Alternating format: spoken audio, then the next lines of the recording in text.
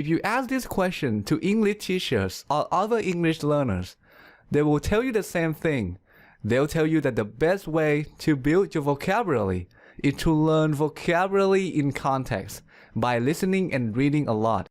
And I completely agree with that. That is the best way to increase your vocabulary. So this is common sense, right? Everybody knows that. This topic is so boring. But there's a problem. Common sense is not common action. Everybody knows how to improve their vocabulary, but most people don't do it because they spend too much time on things like social media and So let's get started. The first benefit you'll get is intuition. What is intuition? Well, let's say that you come across a multiple choice question about English grammar.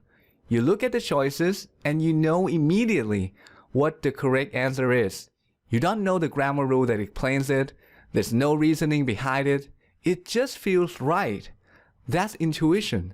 It comes from taking in a lot of input by listening and reading. Unfortunately, some people don't appreciate the power of intuition. They learn vocabulary in a very strange way. They don't learn words in context. Instead, they find a list of words and memorize the meaning of each word one by one. Now this seems like a good idea. They're learning a lot of new words in a short period of time. There's only one problem with this. It's stupid. Just because we know the meaning of a word doesn't mean that we can use it. It's not enough. We also need to know how the word is used. Now, I'm sure that you already know this, right? You're not one of those people. You already know that it's much better to learn vocabulary by listening and reading. Because when you do that, you're not only improving your vocabulary, but also grammar, sentence structure, and so on. And over time, you will become an independent learner. It means that you have the ability to improve your English without help from other people. And that's really cool. Now let's talk about the second benefit of this habit. The second benefit is an increase in brain power. Just like how a muscle needs physical exercise to become stronger, your brain needs mental exercise to grow as well. Regular listening and reading is a great mental exercise. It improves so many brain functions. When you listen to someone speaking, you have to stay focused. This improves your attention. And if they're speaking really fast, you're also training your brain to process information faster, which leads to better comprehension. Reading is great too. It improves your memory.